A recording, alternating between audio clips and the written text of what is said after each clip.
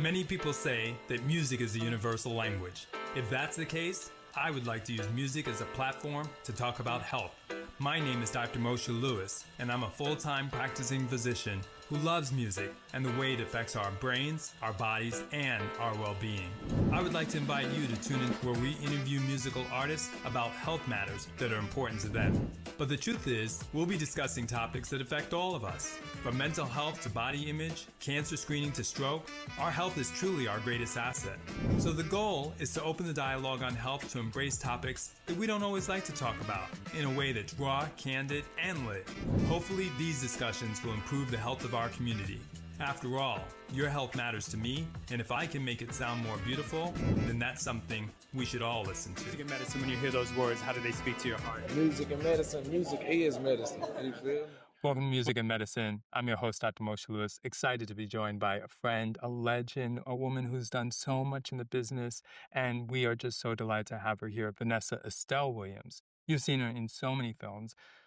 New Jack City, which is going through yet another revival, Candyman. I mean, the list of movies goes on and on. Of course, Soul Food. So delighted to have you here. I just could continue on and on. But we gotta start at the beginning because you may not have known, because we only talked a few times, I'm from Brooklyn.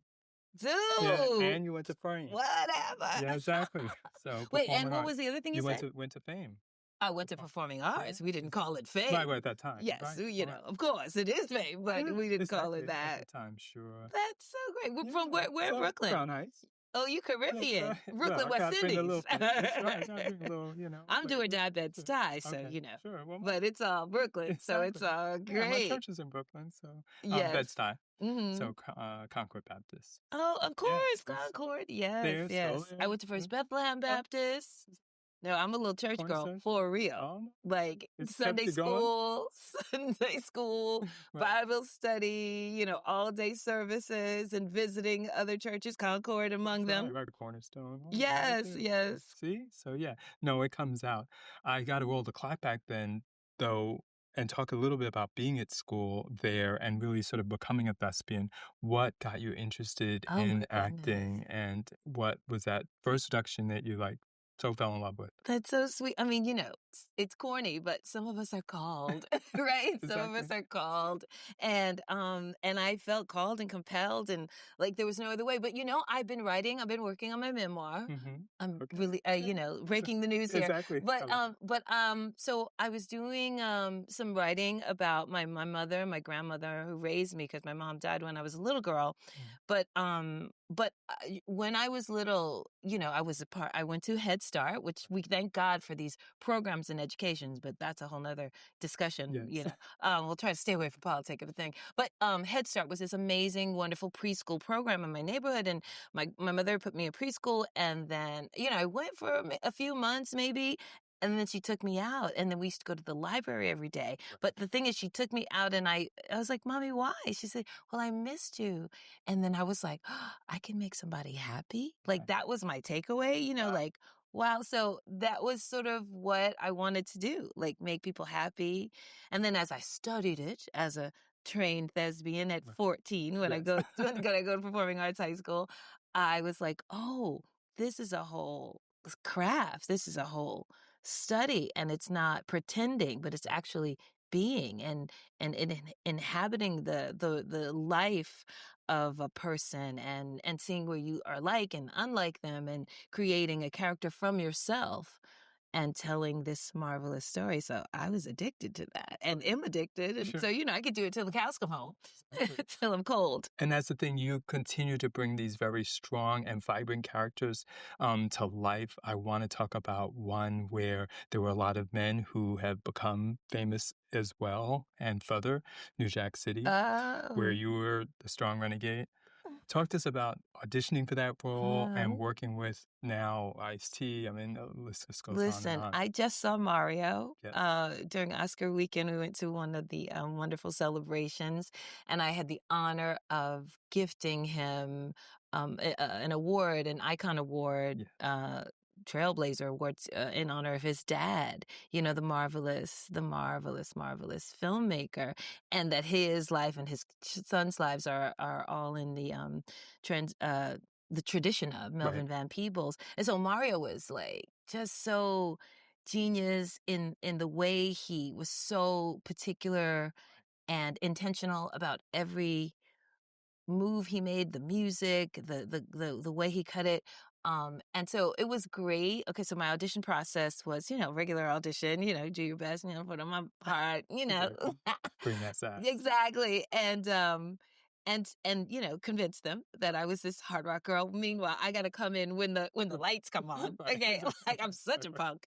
But it was marvelous getting to be like all these characters I had seen and grown up with, and being one of the boys. Right. I got 3 brothers and then some. I got 3 brothers on my mama's side, Right. and then other brothers on my dad's one's side. So Wesley and I had gone to school together because he had gone to performing arts high school, but he left in his junior year. So it was a great reunion with him. Right. Then of course Christopher and Bill and then Chris Rock. Right. It was just amazing, like seeing us all and our burgeoning careers and creating what I didn't know would have this lasting effect that I'd still be talking about all these years later. Sure, right. Even though I think was a it's been about child 3 when I was doing decades it, now. Wow. But so it was exciting. It was thrilling. It was marvelous. Michael, Michelle, we and Mario and I, we were at Tribeca Film Festival last year. Showing the film again, just revisiting all of the cultural impact that the film had. And it's just marvelous to be a part of so many moments like that. And I don't take it lightly. And I feel really, really grateful to have been a part of so many marvelous and monumental moments in the culture. Sure. Absolutely. Seeing it uniquely with your son, what was your take on it? Seeing it with my sons was marvelous because they're filmmakers and artists and creatives. And so, getting to share them and seeing their excitement about me being a part of it was just delightful, and I feel like it was something to pass on to them, part of the legacy of art, to not only to my sons, but to my daughters who are, other mothers Right. who've given them to me, but just like the community at large, just being able to be a part of the stories that build our community and the lives that really show, who we are and the choices that we can make and how to make better choices. I was talking to a friend last night and those choices to be a drug dealer, to live this life of crime is not the sort of sustaining. Right. It has no sustainability. Exactly. Right. So, while I adored this character, I also, when I was speaking about it then and now, even, it was like, that's a choice. But you see how it worked out for Keisha. She Right. didn't have a long life. She didn't have, it wasn't a choice that was life sustaining. And so that we use that film as a cautionary tale, as a tale about the system, a tale about choices that can happen, but that aren't the way we necessarily want to go, right? Yeah. We want to create a community.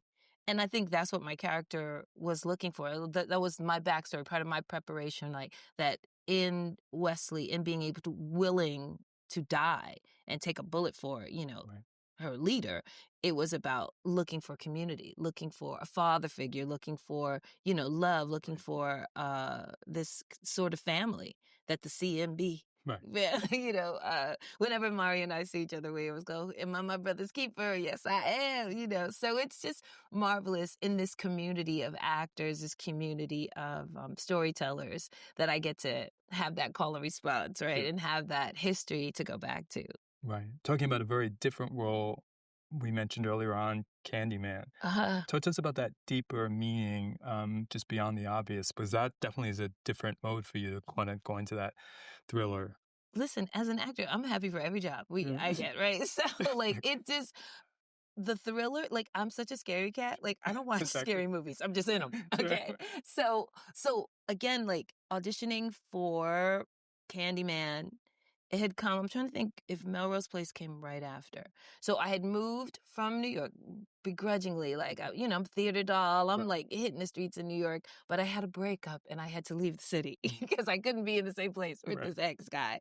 But I was, in LA and giving it like, okay, let's hit it or quit it. I'm here because New York is the center of my universe, right? So I come and I book Candyman and I'm like, oh, okay, I think I'll stay for a while. So my friends that were subletting, I was like, okay, you guys can have the apartment because I'm gonna be here a minute. Yeah, it was Candyman and then Melrose Place. So Candyman was like great. He had like this whole series of thrillers, and so he was very, very, very, very particular about the story, like just thrilling, and so to see like the special effects. So like at one point, like I pull my hair out when the dog is, attacking someone. I like get to see like the blood, the roots of my hair and all the things come out. And working with Virginia Madsen, we'd like go and have wine and mozzarella at her house after the end of a long day. And of course, Casey Lemons, who's a dear friend and I knew from New York and the theater scene, and then working with her and getting to travel to Chicago and see the building that no longer even exists anymore, but to like do that kind of work to see, oh, this is where my character lives and come from and was spawned from, was, the inspiration for the role. So it was just marvelous, just being a part of that franchise and then getting to recreate it with the marvelous remake. Right. So that was like just delightful. Working with Jordan Peele, what's that like? Well, Jordan was great, but I didn't actually get to work with him, because our film he was the producer on the film, Right. And working on the project was like a wonderful like revisit to this character, the way it just sort of like came on this. They told me initially that they were going to not reveal my character in any of the marketing of it. And remember we were in the middle of pandemic and then the whole thing comes out. Right, and I'm like, oh, I thought they weren't going to tell it. Right. And I guess it tested well and they wanted to promote it, whatever, because they didn't want like the real super fans to like make the connection of who the Candyman is and was and all the things. But Nia was amazing to work with.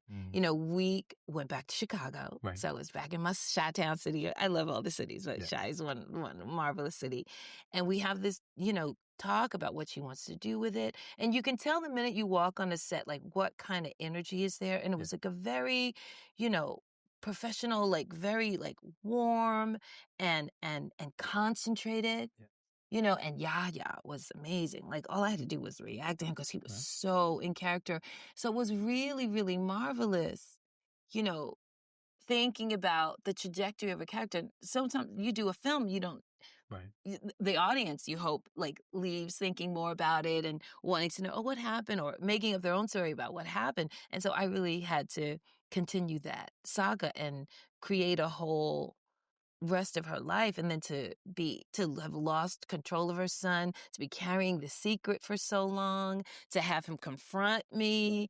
It was amazing. It was really, really, really great. And then our producer Ian, he wrote us like a beautiful, beautiful letter about how moved he was on set, and it was just really wonderful. So I had a really good feeling that it was going to be impactful and have like another life, another journey. So that's kind of cool, And its own cult following.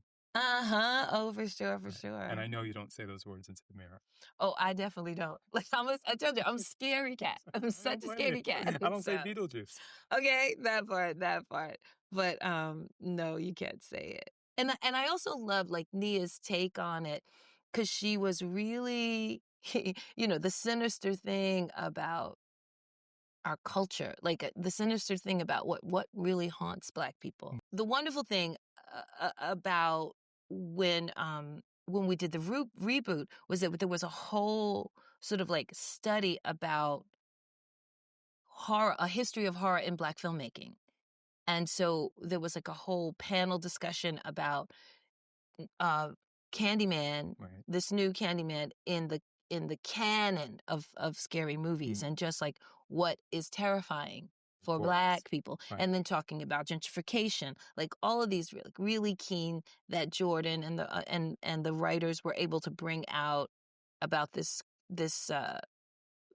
area that of course doesn't exist now. Right. Because like many, it didn't go up in flames like Tulsa, but again, it was like, oh, this is a ghost town of where, Black people lived and had their being. Sure. Yeah. And you had brought it up, so we might as well talk about it because it's such a change. The importance and the cultural significance of being on a show like Melrose Place. Wow. Yeah. It's so interesting. I give thanks to have lived as long as I have lived. Right? And you're still looking 29, so we won't tell anybody anything. As I said, I was a child.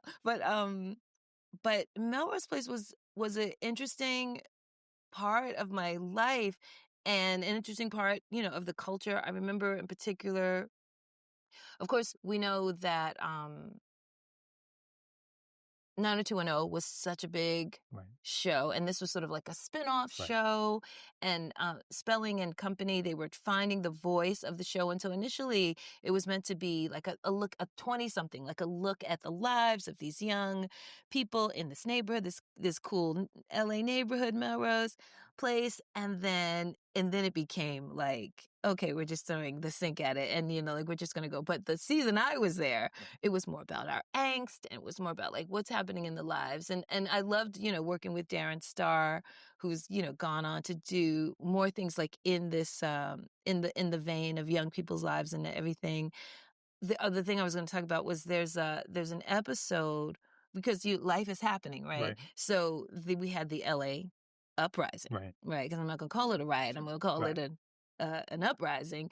And I had to represent, I'm from Brooklyn. I'm a Black woman. I'm like, yo, we gotta keep this real. Rhonda can't just be like, I'm just gonna go and work out. Like, she's got to talk about, she can't call those people. There was a line in the script about those people. I was like, no, I'm those people. Sure. I said, so let's get some more background story about what this means for Rhonda living this life in this, gated, little community, not actually gated, but, this surrounding that's not Crenshaw, that's not south of Pico, but she's got, of course, connections and family and friends. And so like that, it's an opportunity. And so what I was grateful about was that they took it as an opportunity to have the character reflect on, oh, what am I doing to make a change? How am I going to be better and different and stand up for the disparate things that are going on, and how I'm living and what I can do to make my community better. Sure. Yeah, no, so important. And I wanted to use that as a touchstone to your activism. You've been very active in supporting our community and standing up. Maybe a film that personifies some of that is The L Word. So talk to us about how that project came to you and why you took it on. Sure. Well, it started like, I'm a New Yorker. These are my friends, my family. So it was as natural, as breathing. And then, being around to see the AIDS epidemic take out so many amazing, amazing people, and having friends and like I said, loved ones who were really dear. So I feel like it started back with Patrick Ian Polk's Punks, that indie film where he's really doing like a love story about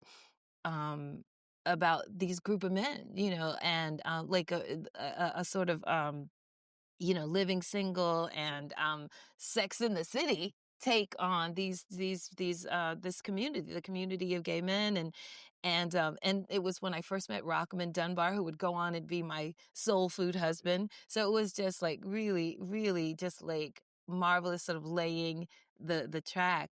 And so as a part of, being on the board of the Black AIDS Institute and all the work we did there, and being, I like to give thanks for whatever contribution I made into making, AIDS not a death sentence Right. anymore, but something that people are living with and people that there are treatments for, and there's still work to be done. But I for sure feel really grateful about the part that I was able to play in that, in terms of, being boots on the ground and getting people tested and going to, the Essence Festival and literally giving out tests, literally taking tests and being part of the Hollywood, the Hollywood Drive tour, the Black Hollywood Drive. And so, so my other good friend, Sidra Smith, filmmaker, she comes to me with this character, a show, it's a series on a movie that she did called A Love Tale, which won awards and did like sort of the film festival circuit. Thank you. Those are exactly the words I was looking for. So film festival circuit. And now she's got an opportunity to do it as a series. And so it was like a straight woman who had seen some action in college, and then she's having trouble in her marriage, and then she meets this woman and she takes it on as like a one night stand. Well, then it turns out, there's more connection. Her son knows the girl and that likes the girl, and like it just becomes like this crazy thing. So that was my first kiss, right? And the actress is so very amazing. Her name is Sharia, and we rehearsed and like we're really like serious about it. And I just wanted to not be nervous on set, so I was like, oh, okay. Fine, this is like, wonderful. And it's like, do the things that scare you. And then when we had a screening, I saw like the impact that it made in women in the community who were like so grateful to see someone that they recognize, someone who was established in other kinds of roles, taking on their story. I said, well, girl, I'm every woman. I was like, I know how to love. I said, love is love. Sure, I know, right. it's just, I could totally, take that on. And so I felt so much pride. And so I say all this to say that role got me ready to be in the L Word, Generation Q. And of course, Jennifer is like, well, this is the hotel. I had to refrain from doing that the first time I met her. And everyone was so marvelous on the set. This was the reboot of L Word, right? So my first day on set, I walk into my trailer and there's this beautiful bouquet of flowers from my girl, Jennifer. And I was like, oh, Chicago, this is a Black girl. It's like, I was like, I hadn't seen her around Hollywood and stuff like that. So I didn't know what kind of personality she had or anything like that. And so it was so lovely that she was ready to work, and she was so loving and kind and tender. She's like, yeah, Black people always know I'm Black. Sure. And I never tried to hide it. So it was just really, really great. And then, of course, there were these factions of the fans. Right. Then now, very intense. Very, very intense. I got a whole new crop of fan base, and like the ones who were like rooting for Pippa and Bet, or like diehard, are to this day still making like video montages about our love. And I count it all joy, because it's really marvelous and really beautiful. So it's really a blessing. I'm like talking about it now and just humbled by it all. Really humbled by it all, because it's marvelous to be able to really see people and have them feel seen. Sure. And I feel that I was used in that way. I've been able to let people really see how beautiful and marvelous and important, and how much they matter, how much their stories matter, how much their lives matter, how much we matter, that our humanity is our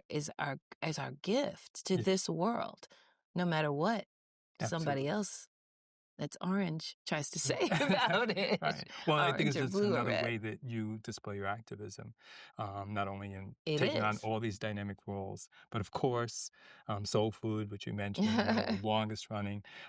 Just talk to us about sort of getting that role and what it meant to you, and just the sisterhood that developed there. Oh my goodness. Soul Food is family. Yeah. And to this day, me and my Soul Food sisters, we go hard.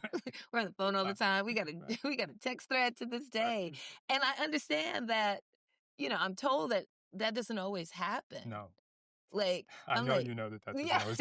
Exactly. But in my life, it's not what I've experienced. I'm like, oh, really? Like, I mean, Soul Food was such a phenomenon.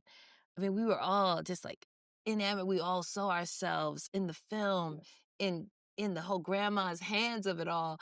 And then to be able to do it, to take on these roles that had been so wonderfully established in the film, I remember Vivica calling me like, "You got that girl?" I was like, "Okay, girl," because Right. she was so stellar in it. And like that was the thing. Like we were stepping into these roles that had already been established by other people's. But it's like what I was used to say in some of the interviews we had about how do you feel and blah, blah, blah. I said, well, every actor, just like every singer, is going to take on this great tune, this classic tune, and put their spin on it. And we want it from Ella, we want it from Billy, we want to hear all the different ways that these characters come through this each artist, right? And because it wasn't going to be the same movie, it was a series, and we were going to extend the lives and go on and see, it was marvelous to be able to. And I knew that the audience would be with us. Well, Melinda really knew. She's like, "Oh, girl," she We would got tell this. us. She's such a prophet. We still look to her like, "What's the word, Melinda?"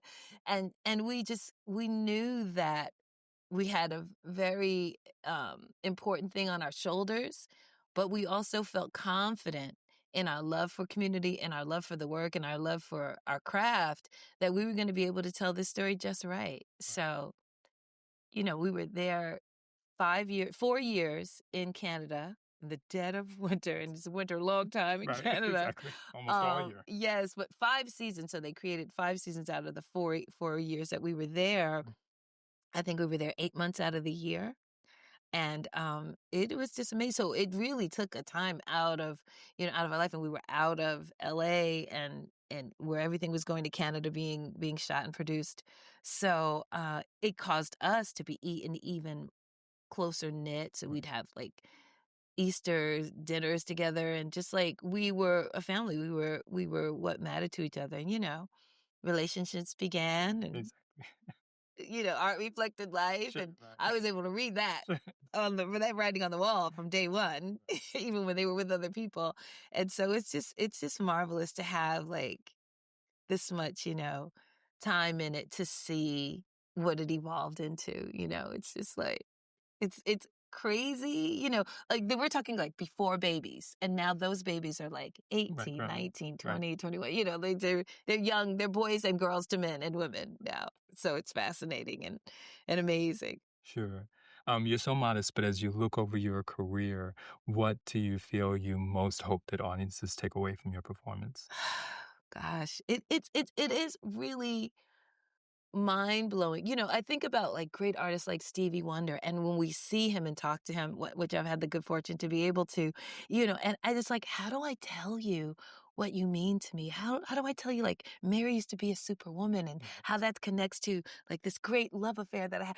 So it's just like we have like the way the music, right, is a soundtrack to our lives. And so similarly, these wonderful shows, AI is crazy, but I just saw yesterday um this AI thing that Erica Alexander posted, AI renditions of baby images of Latifah Right. Wow. and Kim as babies. And then everyone was like, we want to see all the shows Sure. like this. Like, and so it's just so like marvelous and daunting and amazing. Not really daunting, but just like it takes my breath away, right? To have lived this long enough to see these things, come full circle, come, down the road. So what was the question? No. You did great. No, that's totally fine. Like, what is it? What would you asked me something Well, specific? Like, just what is it? really getting at sort of what you hope audiences take away Oh, from the okay. types of performances you That's deliver. getting down my tangent. Exactly. Um, what I hope they take away, and what I've been told, and it's so beautiful to hear that they see themselves, that I have really been a part of their lives. That was the thing I was getting at too. Like, to know that I've been a part of somebody's life is humbling and, kind of like crazy, because I'm just this girl from Brooklyn. It's like, pick me. Used to Can I be. get a job? I still go to Brooklyn, so I claim it. No matter wherever I roam, Brooklyn, my home, Sure. right? But I feel so connected to the young girl who full of hopes and dreams, and am still that artist that's hoping and dreaming to do more, to show other facets and more facets of my life and humanity, even as I move into my senior years, and just really continue to have this opportunity to show up from my family community, and for what we have to do as as people and as artists. Like artists have a real, and this got instilled in me in performing arts, and when I was a burgeoning 14-year-old young artist, about how theater, how what we do can change the world, because we can change people's minds, we can change their thoughts. So every artist, every musician, every writer, poet is out there creating. Painter, my kid's a painter, one of my oldest, and what these images and stories that we make are so volatile and so important, in that they can change people's minds. We can see ourselves, and we can be reminded of our greatness, and we can be reminded that we don't have to be limited by anybody's notion or preconceived notion of who we are. And that's a practice. That is like a serious, spiritual, daily practice, because we are hit by slings and arrows every day. And so you have to guard your peace. Yes. Guard your peace. Ferociously guard your peace. That's a great transition into how you continue to stay so young. Look so beautiful. I eat all my vegetables. Right, and I know you're vegan. Yes. So share some of that, because I think people really may not realize that it is a very hard business, and you put the work in, and sometimes it's work, sometimes it's not, but it really takes a lot to continue to stay on top of the craft. For sure. I mean, life is not for the weak. We definitely, all of us living have to make a conscientious choice to anchor ourselves in something that's greater than this reality that we're seeing right now. And I feel, as an artist, as a storyteller, as a story maker, that we give people permission to really to anchor into something that lifts their spirit, and to maintain the ability to be artists, to be vulnerable enough. Like, being an artist is like, it's about being vulnerable, letting them see your insides, letting them see where it ain't so pretty, right? Like, where there's, tacks on the floor, right? Bare. And so, like, a poem like that, right? Like a Langston Hughes, and all of the artists, all of the writings that are part of the canon of our lives, I use them to anchor myself and choose beauty and choose peace. And it is a daily commitment, and daily struggle, and daily devotion to those things that are bigger than ourselves. Because and when you said something about it's hard, it's like it's about seeing that we can choose to focus on. We can be hit with the reality, with the difficulty, with the challenge, with a death, a loss, which I've experienced lots of. And if you're lucky enough to grow older, then you're going to have to make peace with loss, like really seriously. And so you've got to find a way to be able to live with that and find the beauty in it, and continue to lift yourself, and not look at the difficulty in it, but count it all joy, count it all with gratitude. And that is a conscious choice, for sure. On my way over here, I was listening to Neville Goddard. It's, just really, and not looking at, this is why I'm attracted to people's passion. This is the other thing about what I've been able to do with my life, is because I have so much passion about it. And when I've talked to people, I'm like young people and people who are starting out, and just all of us, it's like, go to the thing that you're passionate about. Go to the thing that gives you joy and energy, and that you can continue to do because you're so driven, and then work your drive. Like everything is the work, but it's joyous work and then it's not work, because there's so much joy in it, and you don't mind, lifting that weight again, where it's a spiritual weight or a creative weight, going to the blank page and sitting there with it, and feeling yourself, right? Feeling all of your insecurities and your flaws, and what people have said, and then just like pushing that aside, like, go, let it all fall away, Right? Because who we are inside is God's beautiful. Yeah, no, absolutely, as you are. our show's called Music Medicine. We were talking about it at the beginning. But Music even if it is was gonna, medicine. exactly, I was going to ask you what that means and just art and film. Yeah. Music is medicine. Flowers are medicine. Beauty is medicine. Art is absolutely medicine. I go to the museum often. Mm. The Met here in LA, I go to Blakma. Mm-hmm. I just saw the wonderful artist Simone Lee.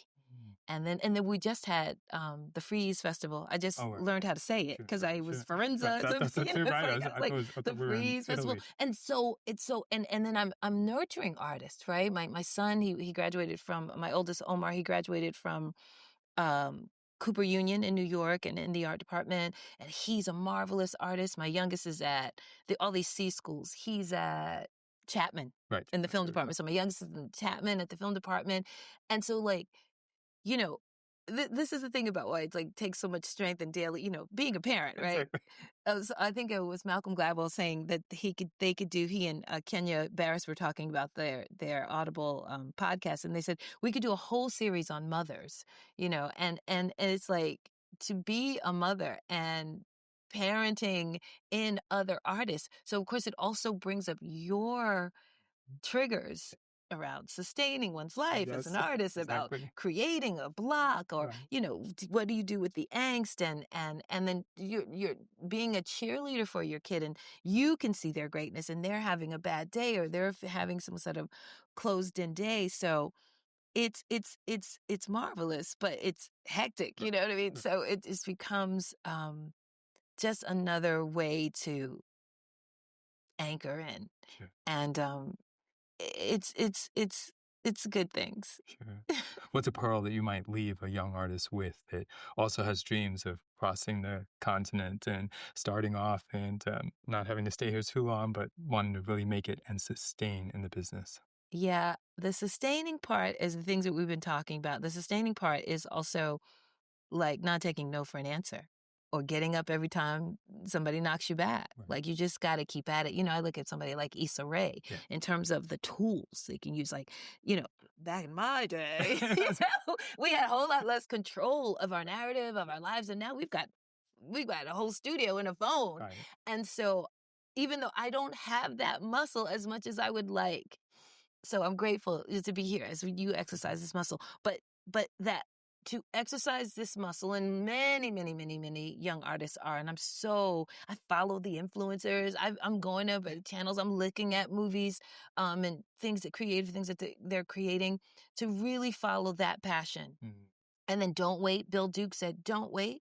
Make the movie, make the show that you want to see, make the song that you want to see. And then just keep at it. And things are so splintered now. Like we don't even have back in the day when there were like 3-4 channels, and there was, it's like there's so many avenues for, so that one has to define success and making it for themselves. And I say, if you are consistently doing the things that you love, being able to pay your rent, Sure. Right. you got to do that life stuff Right. as So well. important. Right. So making a choice that is life sustaining and can really carry you, so that you can do your art and stay at it. Just stay at it and study.